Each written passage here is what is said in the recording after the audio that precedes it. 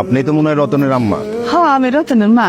রতন কনস্ট্রাকশনের কাজে বিদেশে 14 তলা থেকে পড়ে ওর দেহ ছিন্ন ভিন্ন হয়ে গেছে। আমি বিশ্বাস করি না, আমার পোলা আমার জায়গা দিতে পারে না। রতনের ডেড বডি পচে এমন গন্ধ হয়েছে, আসলে আমাদের আর থাকা সম্ভব হচ্ছে না। বিচ্ছির একটা গন্ধ। আমি আর এক মুহূর্তে বাড়িতে থাকতে পারবো না। আমি আমার বাপের বাড়ি যেতেছি। আপনার ছেলে লাশের গন্ধ তো আমি এই বাড়িতে থাকতেই পারতেছি না। বাবা, তুমি এতটা সত্যবান। আমার পোলা শুধুমাত্র তোমার সুখের কথা চিন্তা করে বিদেশ গেছিল, আর তার লাশের গন্ধ সহ্য করতে না পারা তুমি বাড়ি ছেড়ে চলে যাইতেছো। হ্যালো আব্বা, আমার ওই টাকার মেশিনটা পয়সা নষ্ট হয়ে গেছে, এখন দুর্গন্ধ ছড়াইতেছে।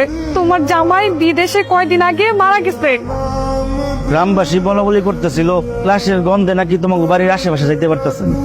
ওই পরির পাতা দিয়ে গোসল করায় দিই, শেষ গোসলটা। না না না না চাচি, আমি যাইতে পারবো না। ওই পচা লাশের পাশে আমার যাওয়া সম্ভব না। আমার রতন তোর অসুখের কথা শুই না, বিদেশ থেকে তোর টাকা পাঠায় দিতে, আর তুই এসব ভুলে গেলি। রতন ভাই যে আমার চিকিৎসার সময় যে টাকাটা দিয়েছিল, ওই টাকার খোটা দিতেছো তো। আমি ওই টাকার সুদে আসলে যা আসে সব টাকা তোমার ফেরত দিয়ে দিবি। আপনি আপনার মাইয়ারে নিয়ে পালায় যাইতেছেন? বলায় যাবো না তো কি করবো? আপনার পোলার পাশাপাশি কি আমার মাইয়াটারও মাইরা ফেলামো? আমার ছেলে মরে গেছে, তার মানে পয়সা গেছে। এতদিন যে টাকার মেশিনটা ছিল, এখন আর তার কোনো প্রয়োজন নেই।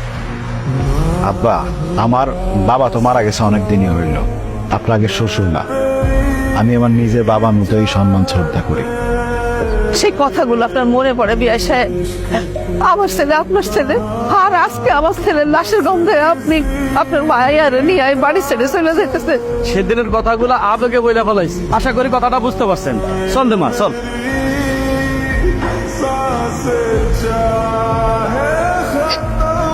আসসালামু আলাইকুম। আপনি আমি আপনাকে পাশের উপজেলার একটা মসজিদের ইমাম হুজুর। আপনাকে বাড়িতে কে মারা গেছে? আমার ছেলে মারা গেছে। আপনার ছেলেটা বিদেশ থাকে? আমার সেই ছেলেটাই মারা গেছে ইমাম সাহেব। ওর লাশের গন্ধে ওর বন্ধু বান্ধব আত্মীয় স্বজন গ্রামের মানুষ সবাই চলে গেছে, এমনকি তার বউ পর্যন্ত চলে গেছে। আমি তো কোনো পচা গন্ধ পাইতেছি না, আমি পাইতেছি সুগন্ধ। আর এরকম সুগন্ধ আমি আমার জীবনে কোনোদিন পাই নাই, বিশ্বাস করেন। আপনার ছেলের লাশের থেকে কোনো দুর্গন্ধ বাইরিতেছে না। এই ইমাম সাহেব আসার পর লাশের ভেতর থেকে একটা সুগন্ধ বের হইতেছে তো। ইমাম সাহেব, আপনি কি আগে থেকে আমার ছেলেরে চিনতেন? আপনার ছেলের আমি আগে থেকেই চিনতাম। আর আপনার ছেলে বিদেশ যাওয়ার পরে আপনার ছেলের সাথে আমার নিয়মিত কথা হইত। বিদেশ যাওয়ার জন্য এতগুলো টাকা হারাই ফেলাই না। আরে এটা তো আমার ব্যাগ, আপনি কোথায় পেলেন? আমি জেলা শহর থেকে আসার সময় বাসে বা কোথায় রেখে এসেছি আমি নিজেই ভুলে গেছি। মানে ব্যাগটা হারাই গেছিল। আপনার কাছে ব্যাগটা আমার।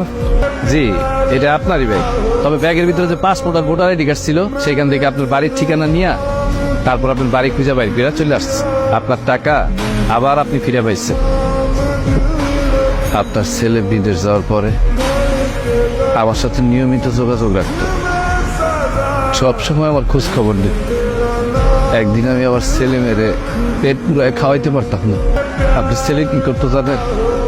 প্রত্যেক মাসে মাসে আমার টাকা পাঠাই, আমি নিতে চাইতাম না, কিন্তু আমার কইতো এটা আমার ভাতিজা আর ভাতিজির জন্য, আপনি না করতে পারবেন না। এখন আমি আমার ছেলে মেয়ে সংসার নিয়ে অনেক ভালো আছি। সে সব সময় ফোন করে আবার খোঁজ খবর নিত, আমার পরিবারের খোঁজ খবর নিত। কিন্তু হঠাৎ করে সে কয়েকদিন ধরে আমার ফোন দিতেছিল না। তখন আমি তার নাম্বারে ফোন দিলাম, দেখি মোবাইল বন্ধ। তখনই না আমার মনের ভিতরে জানি কেমন লাগতেছিল, তাই আমি দৌড়ে চলে আসলাম খোঁজ দিতে। আইসা দেখি আমার মন কিন্তু বলতেছিল কোনো না কোনো মানুষ আমার ছেলেরে দাফন করার জন্য আসবে। আপনি আইছেন আমার পোলারে শেষ গোসল করানোর জন্য।